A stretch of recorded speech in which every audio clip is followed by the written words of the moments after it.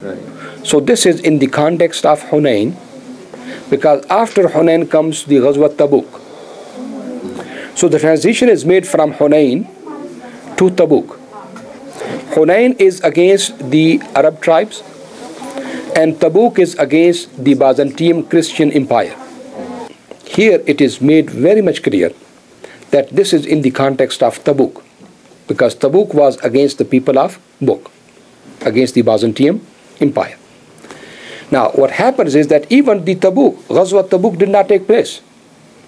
The Prophet ﷺ went, and when the enemy thought that we have given them the pressure, we have pressurized them and they came all the way to our door, they decided not to come. So this is, it did not become applicable even until the others were made part of the Islamic Empire. And this has been the rule which has been applied, that if they give you jizya, you don't ask them anything after that. You give them all the rights of an equal citizen and never bother them after that. Only fight those who among them fight you. This is talking about the mushrikeen. There's a difference between a mushrik and person of the book. So the transition has been made from the mushrikeen issue to the issue of people of the book. So the first one would not apply because we are talking about two different categories. The categories of polytheist is totally different than the category of the people of the book. So here, in my opinion, Allah subhanahu wa ta'ala is talking about those Christians and those Jews who have no concept of God, who do not believe in the day of judgment, who do not follow any rule, who do not have any deen, mostly atheists, who have got no principles whatsoever. The only thing they have got is their power, their money, and their worldly success.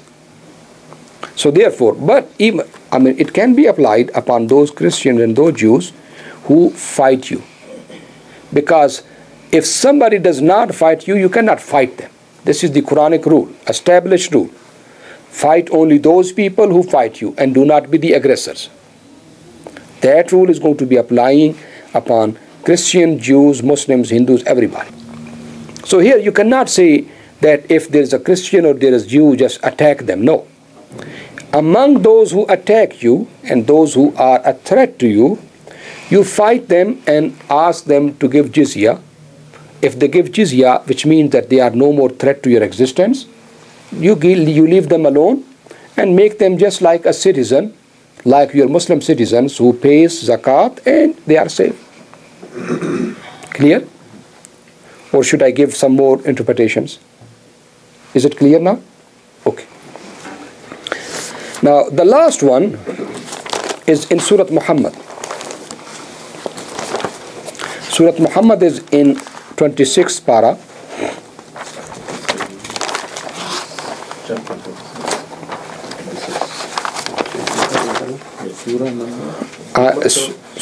Surah Muhammad is 47. Surah Muhammad is 47. And the ayah number is 35. Surah Muhammad, which is 47, ayah number 35. And I will give the translation and then I will go back to the context. If you look into فَلَا تَهِنُوا, so don't be fainted, don't become losing your heart. وَتَدْعُوا إِلَى السَّلْمِ, and you call for peace, which says don't be light-hearted, don't be fainted, don't become weak, and start calling towards peace.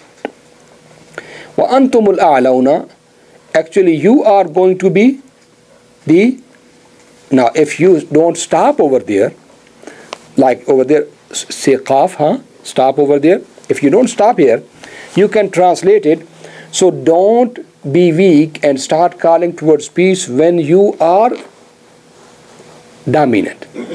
When you are وَأَنْتُمُ الْأَعْلَوْنَ, when you are successful, when you are dominant, so don't call towards peace. Wallahu ma'akum, and Allah subhanahu wa ta'ala is with you. وَلَن يَتِرَكُمْ أَعْمَالَكُمْ, and He will not decrease your amal.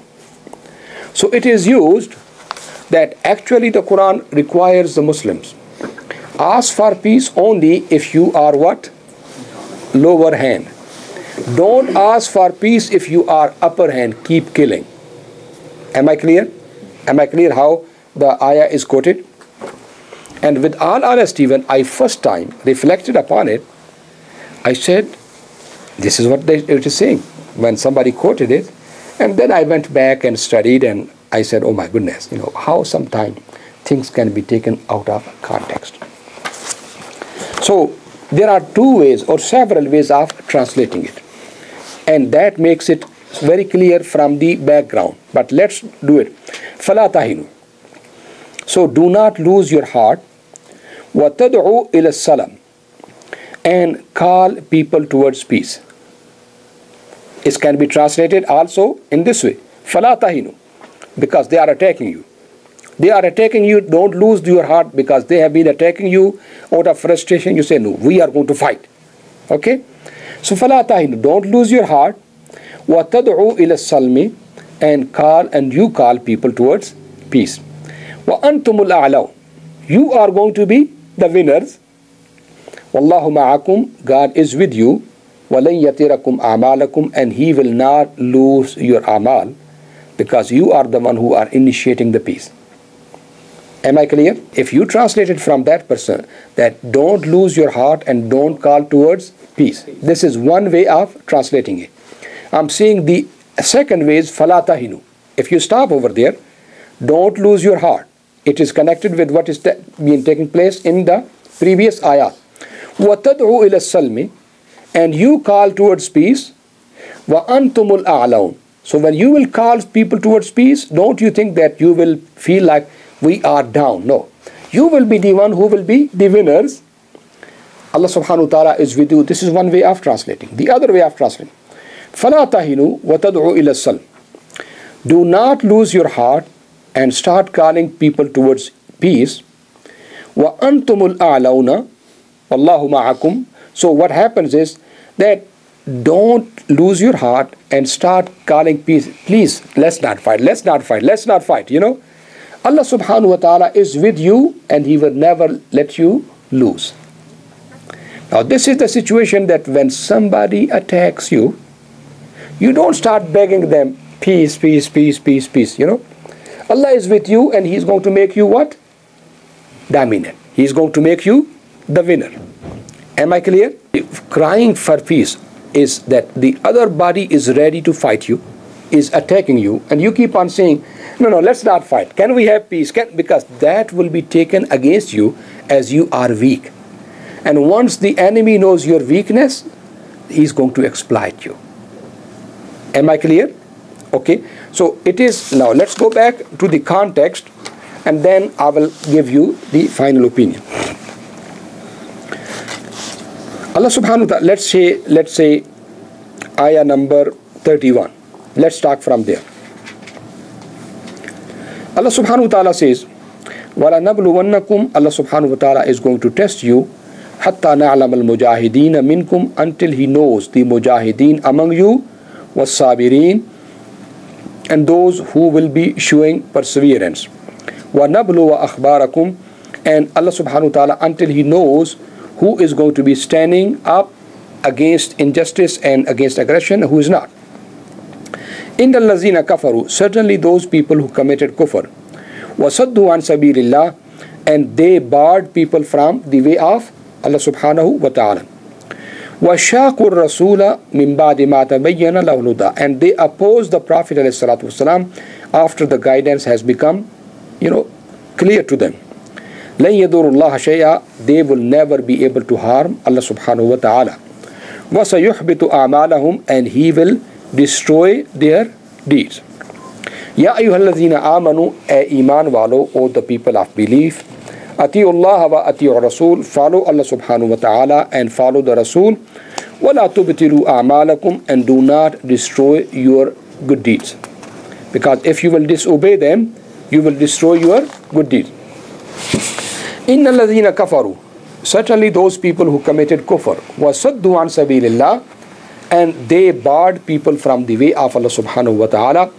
ثُمَّ مَاتُوا, and they died in that situation, in that state. وَهُمْ kuffar, while in the state of kufr. فَلَنْ يَغْفِرَ اللَّهُ لَهُمْ, Allah subhanahu wa ta'ala will never forgive them. فَلَا تَهِنُوا, so don't lose your heart. وَتَدْعُوا إِلَى السَّلْمِ, and keep on calling for peace. وَأَنْتُمُ الْأَعْلَوْنَ, while you are in a situation of what? Dominance.